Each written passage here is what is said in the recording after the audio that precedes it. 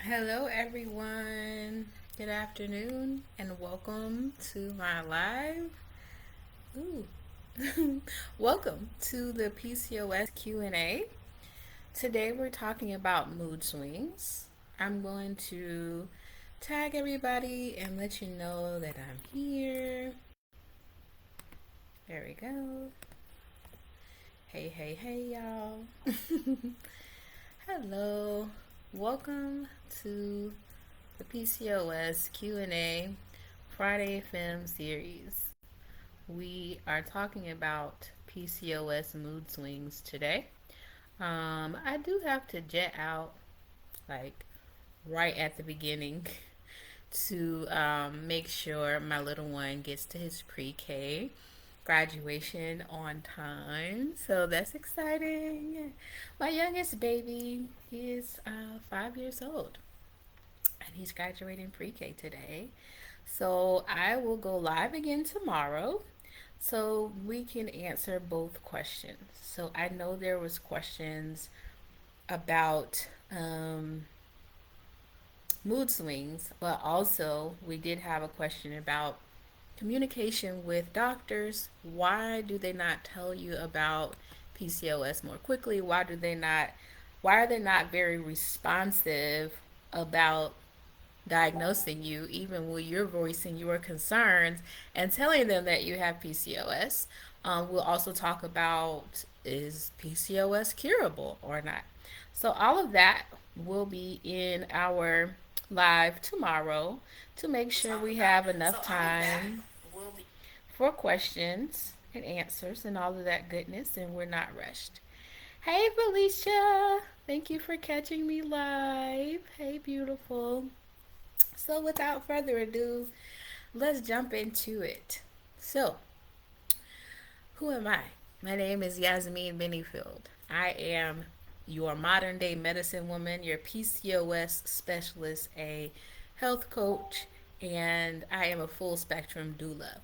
And so, what does that mean? That means that I look at you as a whole woman. I look at you as a woman with mind, body, heart, and spirit, and looking at how all of these elements play into your health and well being.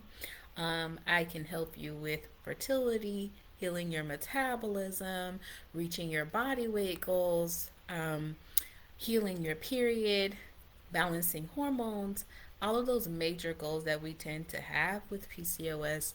That's what I specialize in to help you with. I am the founder of Black Women Reversing PCOS. So happy to build this community and continue to build it all together. So let's jump into it. Mood swings. Let's talk about it. Mood swings. So we're going to cover a lot of ground today. Let's dive in. Many of us experience those sudden changes in mood, in our happiness. We can feel happy one moment and then sad or irritable the next moment. And so these mood swings can be caused by hormonal imbalances, by stress, and even your lifestyle factors. So if you're experiencing mood swings, whether you're watching this live or you're catching the replay, I want you to drop a hashtag replay in the comments section if you're needing me to send out the replay, but also a hashtag mood swings.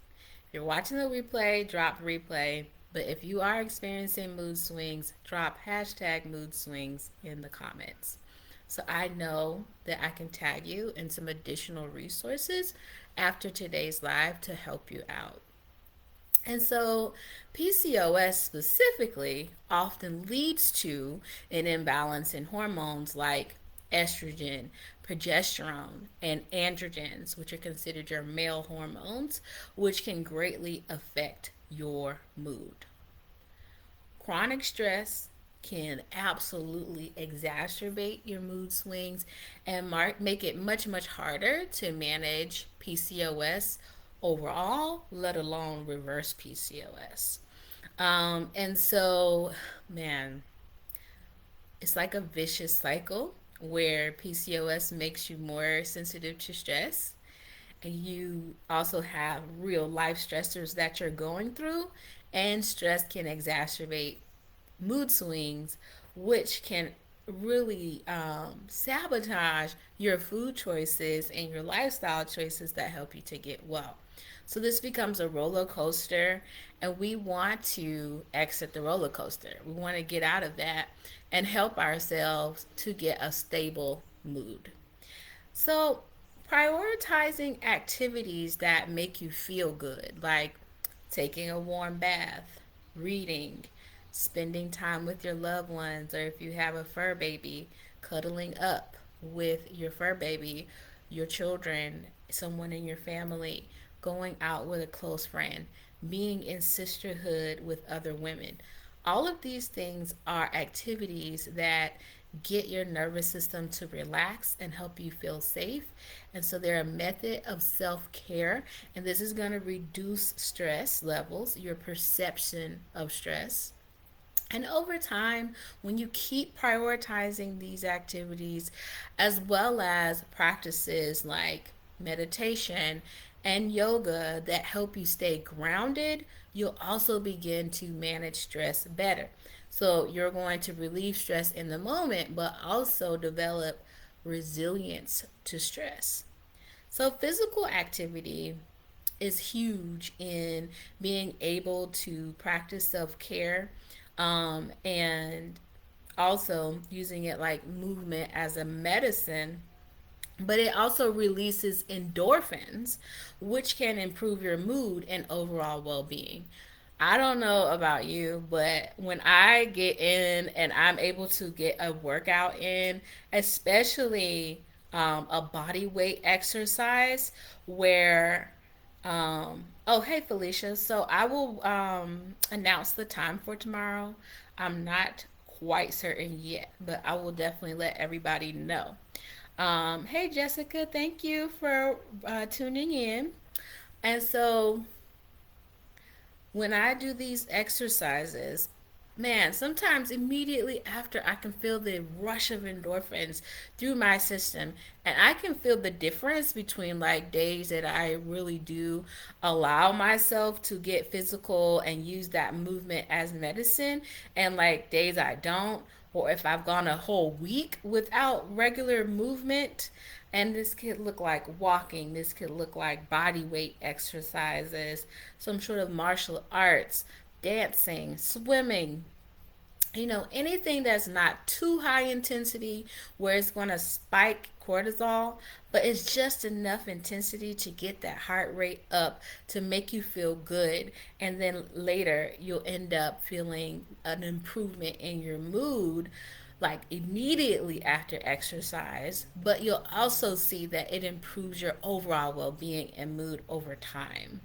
So, to recap, self care, mindfulness, and regular exercise are strategies that you can put in place in your lifestyle in addition to managing stress levels. All of these strategies are going to help you manage your stress and also increase your resilience to stress over time. Now, if you're dealing with insulin resistance, please let us know in the chat so that we can see that nobody's alone in this. Women with PCOS, 70 to 80% of women with PCOS have some measure of insulin resistance. What does that mean for your mood and mood swings? It means that when your blood sugar levels spike and then crash, it can lead to mood swings. And because you're experiencing insulin resistance, you're more sensitive to experiencing these fluctuations in your blood sugar. So it is of utmost importance that you prioritize having stable blood sugar so that you can have a stable mood. So think about your meal timing. Before you think about what you take out of your meals, think about how you time your meals. So, do you eat them at regular intervals? Are you going more than 4 hours without a source of protein, fat, and or some sort of non-starchy vegetable or low sugar fruit? Are you planning out the day so that you can have regular meals? What is so deep about this to me is that women with PCOS usually have an internalized sense of instability where they're feeling ungrounded in the world and in their bodies. And so we tend to have irregular eating patterns, which plays into a greater sense of instability on the cellular level where this is happening, right? And so it's so important to create this internal sense of stability within your body through your meals. So eating regular meals is the first step you really want to take to make sure that you're leveling out your blood sugar. The first meal of the day is absolutely the most important one for managing your blood sugar. So I posted in our group today all about breakfast. And you should see that I put a guide in there that's about mastering your PCOS reversal breakfast. It's one of those top 4 habits that I feel are foundational for natural PCOS reversal. So, in that meal, you want to have at least 25 to 30 grams of protein at that meal. You want to then add some healthy fats. If you don't know what those healthy fats are, a few examples would be grass fed butter, avocado, olive oil. It could be chia seeds, hemp seeds, um, lamb itself, or other cuts of fatty meat are considered a fat choice. And then you want to add in non starchy vegetables, or if you'd like low sugar fruits like berries. In essence, you want to keep your breakfast as low in carbohydrates as you can tolerate. So we want to swap out oatmeal for something like steak and eggs, for something like a chia seed yogurt bowl where you're putting some nuts, chia seeds, hemp seeds in that yogurt and sweetening it with something like monk fruit. So you can have the complex carbohydrates later in the day. I'm not saying to do away with carbs or to become a keto person unless that's what you're called to do. But if you still want to add complex carbohydrates into your meals, do it later in the day. So start with lunch to have something like, say, sweet potato or potato. Do not skip meals. This goes back into having regular meal times. Skipping meals can destabilize your blood sugar because your body is going through insulin resistance and dysfunctional metabolism. So you want it to become functional again and regulated and allowing the body to anticipate its next meal. And the way that we do that is having regular eating times. So if you do nothing else after today, I want you to start adopting regular eating times to help you eliminate mood swings. Your snacks, if you want a snack, you could eat smaller meals during the day if you like and opt in for protein rich snacks. You can have things like nuts, seeds, low glycemic fruits, things like that. So, are you dealing with irregular meal times? Let me know in the chat. Do you eat regular meals at regular times, I mean? Or do you kind of like sporadically eat, miss meals a lot? You're fasting, but it's not intentional. You just didn't make it to that meal for whatever reason. Let's talk about it in the chat. And that way we can help each other change this habit. Next is nutritional deficiencies. This is a huge one because women with PCOS are known to be deficient in vitamin D most of the time. Most of the time, women with PCOS are deficient in vitamin D. And honestly, it's not just women with PCOS. This is like an epidemic where a lot of human beings are deficient in vitamin D. part of it is because of the change in our diet. We've moved away from traditional and indigenous styles of eating. And in the modern style of eating, we're not usually getting enough dietary sources to improve vitamin D levels. We are very much an indoor cultured people now. We spend most of our time inside the house, working from home. We're not outside in the sun adequately to help our bodies to produce vitamin D. One thing about vitamin D is it is actually a hormone and not a vitamin, so it's a misnomer. And as a hormone, it does require cholesterol to be produced in the body.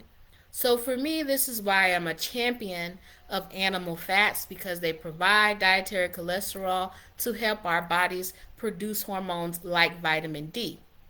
So if you're not getting enough healthy fats into your diet, if you're not getting adequate sunshine, and you have PCOS, you can see how this is like a recipe for a deficiency in vitamin D. So, have you all gotten your vitamin D levels tested? Have you gotten your lab work done in general? What's the status of that? Let's talk about it in the comment section. When vitamin D is low, it affects your mood and your overall health. The other deficiency that can come up is in omega 3 fatty acids, especially if you're eating a diet that is very dominant in processed foods. Then most of the time you're getting way too much polyunsaturated fats, those omega 6 fatty acids versus omega 3. So you want to either supplement, include foods that are rich in omega 3s, as these are also important for brain health and can help to stabilize your mood. So, nutritionally, you want to emphasize healthy fats, you want to emphasize omega 3 fatty acids, you want to get outside, get some sunshine. And for me, the other thing that really changes around for me was my skincare.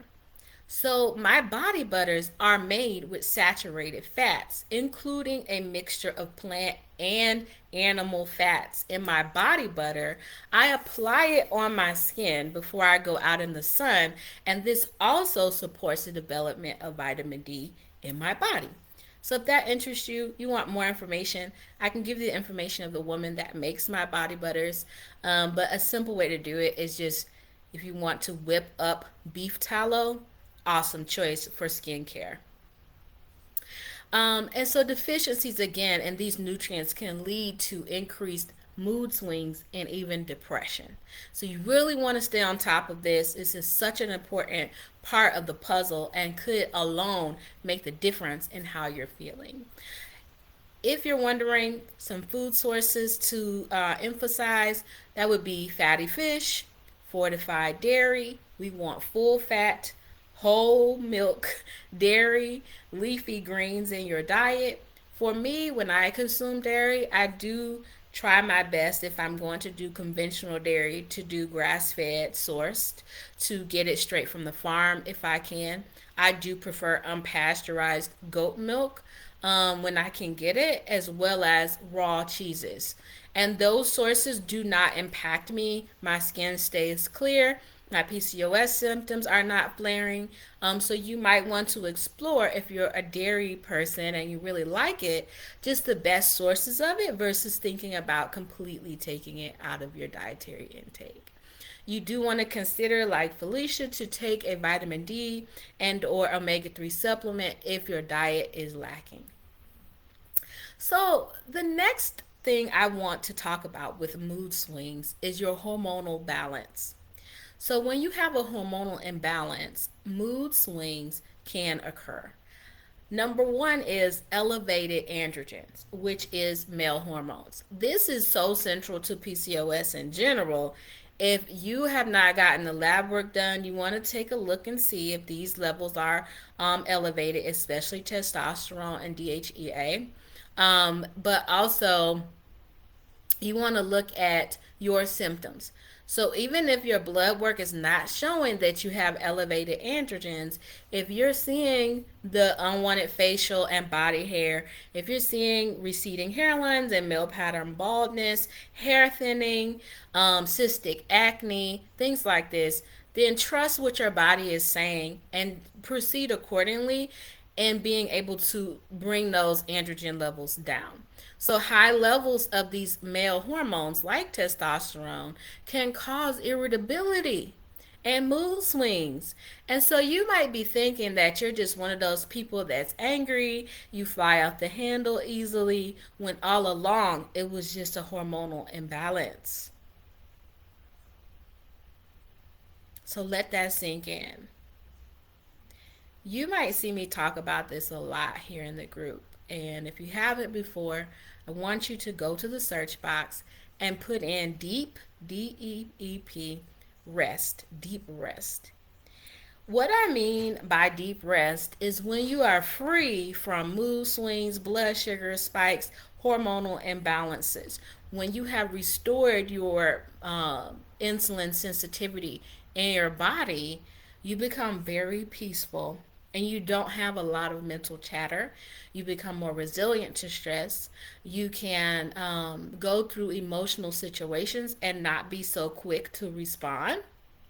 And so your body, your internal environment becomes in a state of deep rest because we were designed to be in a state of homeostasis. And so when our body's able to repair all of these imbalances, we can go into homeostasis and we have less irritability. We have less mood swings. We're not so quick to fly off the handle and we're not so responsive to things going on in life. Hey, Leah. Welcome. Welcome, welcome. So, we are talking about mood swings. Hey, Lexus. Hey, Alexis. Ariana, thank you for joining us today. And hey, if you're watching the replay, drop a hashtag replay so that I know you're here and I can come and interact with you as you're learning and you have thoughts or you have additional questions. Please leave them in the comment section and I will answer them personally. And so, what I want you to know is that when we start repairing these imbalances, we might meet ourselves for the first time. This calmer, less stressed, more in the flow version of ourselves. And so, that's a beautiful thing when it happens. And I really hope that for every woman that has joined this community, that you get to feel what it feels like to have this sense of deep rest within yourself where you can approach life from this peaceful place without having to deal with things like mood swings and blood sugar imbalances and such. So, the next hormonal imbalance that I want to talk about that's very important in terms of mood swings is low progesterone and estrogen dominance. Low progesterone and higher levels of estrogen can lead to anxiety and mood disturbances. So, one key thing you can look at is that week before your menstrual cycle. It's called the luteal phase. Are you having PMS symptoms that week? If you are, drop a hashtag PMS so I can reach out to you and we can talk more about that. But what that is showing you is that your progesterone and estrogen ratios, how much estrogen versus progesterone is happening in your body, is off. And so there's some simple things that you can do that week that can help boost progesterone. As soon as you come out of your fertile window, start to increase your intake of complex carbohydrates. It doesn't have to be too much. It could be as simple as adding in one sweet potato a day. You could get an acorn squash or a kabocha squash. You can get cassava root, which is juca. You can get plantain, all sorts of options, but you want to cook that down and eat some of that every day. And these are the foods that are going to actually support your progesterone production. You still want to eat plenty of healthy fats, especially animal fats. This is going to help you to create those hormones in the first place. Cholesterol is a building block of hormones, so we need those animal fats to help us balance our hormones. And then you want to increase your intake of non-starchy vegetables to help the estrogen come through the colon quickly. The more you eat of cruciferous vegetables, if those are digestively friendly for you, that also helps with balancing out estrogen levels. So those are some dietary things that you can do to go ahead and start balancing the progesterone to estrogen ratio and to see a stability in your mood even the week before your cycle. So you might consider some supplements such as chaseberry, which is also called Vitex. Vitex should not be taken the entire cycle. For me, I only take it leading up to my menstrual cycle, and when I enter into my luteal phase, I do not take it.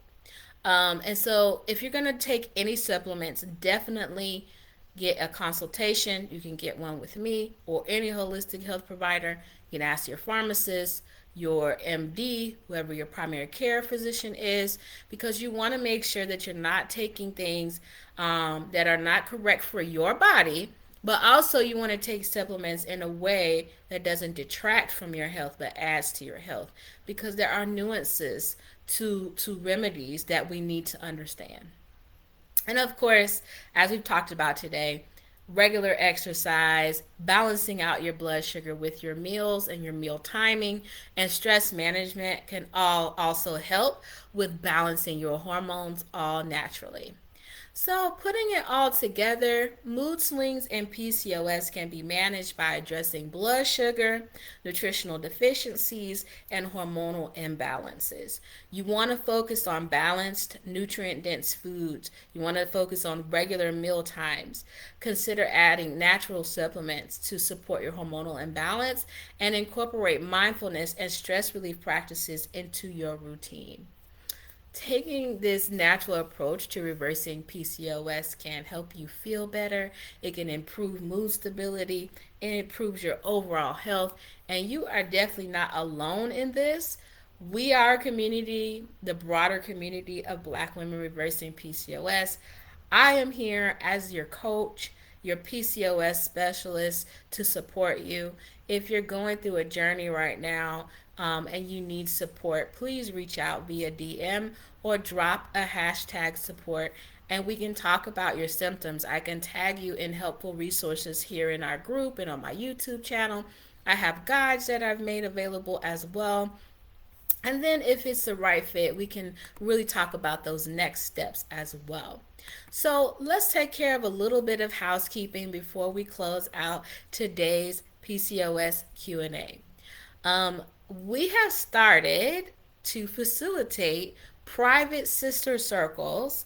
These are by invite only, so you have to talk to me, be invited in, versus just accepting an event on the Facebook group.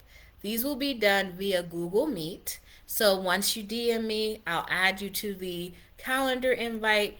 You will be then added and given the link to join.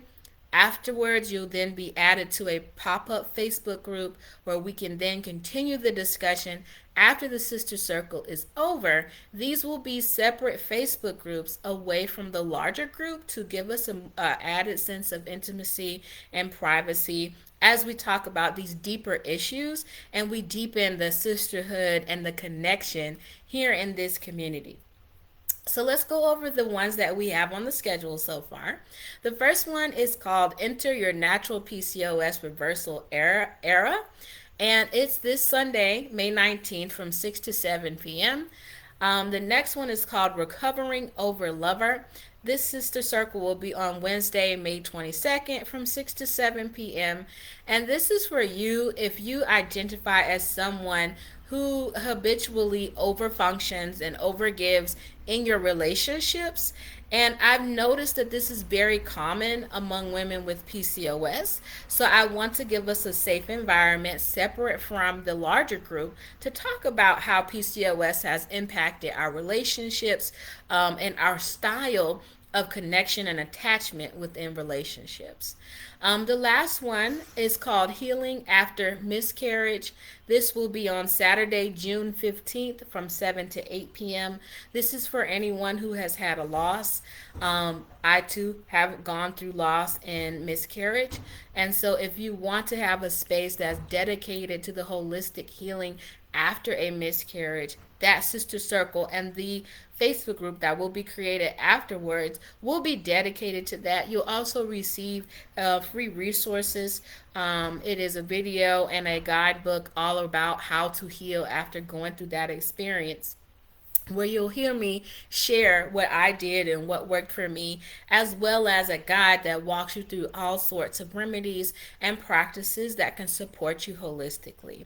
I understand that with PCOS, especially before we come into this knowledge of natural remedies and ways, miscarriage and loss can be very prevalent for us. So, this will probably be one of those that are more ongoing and repetitive, where we have a couple of meetings to really come together and heal. And so, I'm so excited to create these spaces for deeper connection and healing. We are going into the second week of the anti inflammatory meal plan challenge. So I will drop the link to the recipes, and the meal plan link will be there.